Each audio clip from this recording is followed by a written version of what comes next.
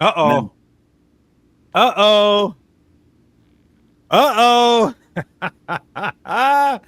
This is the good part. All right, y'all. Look, if you love us, support us. You know what though? It's crazy. Uh Man, look. What does the apostles decide, Mike Tyson? Mhm. Man, what? What do the apostles say about Gentile salvation? Uh-oh. Here we go, y'all. Buckle up. What do they say about this? Acts 9 and 15. This all right, here we go. This is another one aside. Watch. Any people are gonna watch this video year later, year from now, half a year from now, and they're gonna say, holy shit, look at this community. Yeah. Watch this, everybody. We're Acts an 9 hour and and a half, 15. by the way. We're an hour and a half, by the way, into the presentation, and we're now We're going. just now getting to Paul, which is bad. But the Lord said unto him, go thy way, for he is a chosen vessel unto me to bear my name before the Gentiles and kings and the children of Israel.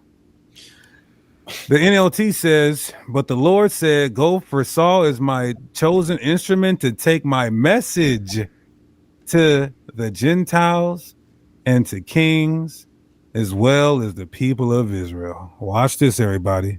Yeah. Israelites, who are these Gentiles and kings here? Yeah, chat. Who's the Gentiles right here? When Christ, this is Christ. He told Paul to go to the Gentiles, bear his name before the Gentiles, take his message to the Gentiles. Who are these Gentiles? Who are they? I want y'all to give me some answers. Who are these Gentiles that Christ told Paul to go to? No, I gotta correct you, brother. I never taught that these Gentiles were Israelites ever. That's Israelites. LOL. I think hopefully he's being facetious. Israelites? Those are Israelites? Hey, Kadash, I see you're a member of the channel. Answer the question. If I could, sir, those are Israelites. Okay. Yeah, Well, I think first of all, this is Luke. This is Luke. This is Luke's writing here. Okay. so what we're supposed to believe it really so what it really should say is, but the Lord said unto him, go thy way, for he is a chosen vessel unto me to bear my name before the Israelites and the Israelites and the Israelites. Yeah, good fucking luck. Excuse my language. I'm sorry, children, if you're watching this in the future. I just can't handle um bugged out Israelites anymore. He said, All right, Shalom. I want to give all praises, honor, and glory due to Yahweh, Bahashem, Yahweh Shah, Bahashem, Rakakwadash. Double honors to the apostles of GMS and Shalom to you brothers wishing this truth, sincerity. I'm Karat Bar back on another show. In this show, I'm going to be focusing on Acts chapter 9, verse 15. All right. As you seen in the video, another scripture that Deacon Hakah and Hassad breaks down wrong, all right, trying to prove that Gentiles or non-Israelites receive salvation, or that the gospel was preached unto non-Israelites. Okay, as you see in the video, they bring this scripture up and they ask who are the Gentiles in that verse, and people commenting saying that those are Israelites, and they're pretty much telling them that they're wrong. But the people in the comments are actually right. Those Gentiles, kings, and Israelites, those are all Israelites right there. And you heard Hassad say, so what is supposed to read? Going to the Israelites and the Israelites and the Israelites. Actually, that's what it is. That's what it's saying. And so let's actually read the scripture and get understanding how this is all referring to Israel. So this is Acts chapter 15, Acts chapter 9, verse 15. But the Lord said unto him, go thy way, and this is referring to Paul, Apostle Paul. So it says, but the Lord said unto him, go thy way, for he is a chosen vessel unto me to bear my name before the Gentiles and kings and the children of Israel. right? So the Gentiles are Israelites, and kings are Israelites, and the children of Israel are Israelites. Yes, that's actually what it is. Now, yeah, like so to Hassad and Hakkad, that sounds dumb. But what the scripture is using here is called a Hendiatris. Let's look up what a Hendiatris is. Okay, so this is what I typed in: Hendiatris and Bible. Okay, a Hendiatris is a figure of speech in the Bible where three words are used to express a single concept. All right, so that's what a Hendiatris is: a figure of speech, all right, in the Bible where three words are used to express a single concept. So this how a Hendiatris is used in the Bible. Let's scroll down. Let's go to how it worked. How it works. A Hendiatris takes three words connected by conjunctions like the word and, but function as a single intensified idea. Did we not read in Acts? It says the Gentiles and kings and the children of Israel. All right. So let's read that again. A Hendiatris takes three words connected by conjunctions like the word and, but function as a single intensified idea. Right.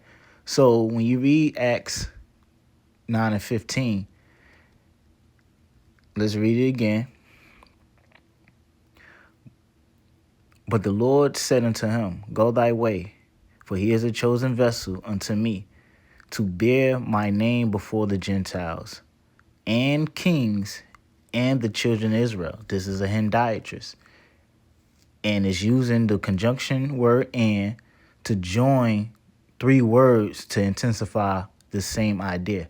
It's expounding on each other. The Gentiles and kings and Israel, they're all Israelites. All right? Because what? You have the scriptures refer to Israelites as Gentiles. All right? Israelites, the scriptures refer to Israelites as kings. Do not the scriptures say they should be a nation of kings and priests? And the children of Israel. Okay? This is all expressing on the same idea by using three different words. Let's go back. So it says the Hendiatris takes three words connected by conjunctions like and function as a single intensified idea. It says one word can carry the main meaning while the other two act as modified to describe its quality or character. See? So this is how the Hendiatris work in the scriptures. And this is all throughout the scriptures, okay? But here it gives you some examples. It give you an example of John 14 and 6. It says, I am the way, the truth, and the life. So this is not three separate things. Is using three words, but saying the same thing. The way, the truth, and the life. It says is often is often interpreted as Christ, we know Mashiach, being the one true and living way. Let's read another example. Daniel 3 and 7. It says, and this is now Daniel 3 and 7 is kind of similar to Acts 9 and 15. And it says, all the people, and this is with dealing with the feast with Nebuchadnezzar. It says Daniel's 3 and 7 says, all the peoples, nations, and languages fell down, emphasizing the universal obedience to the king's image. Right. So it says all the peoples, nations, and languages fell down. Right. So this was the nations that was ruled over during the Babylonian rule, through the Babylonian reign. Now it says all the peoples, nations, and languages fell down, which is peoples, nations, and languages in that verse was referring to the nations there. All right. But it's not separate, is using three words but expressing on this the same thing. Okay. So, that's pretty much it with the example. So we can go back, let's read it one more time, Acts 9 and 15. But the Lord said unto him, Go thy way, for he is a chosen vessel unto me, to bear my name before the Gentiles and kings and the children of Israel. Right. So this scripture is using a Hendiatris. All right.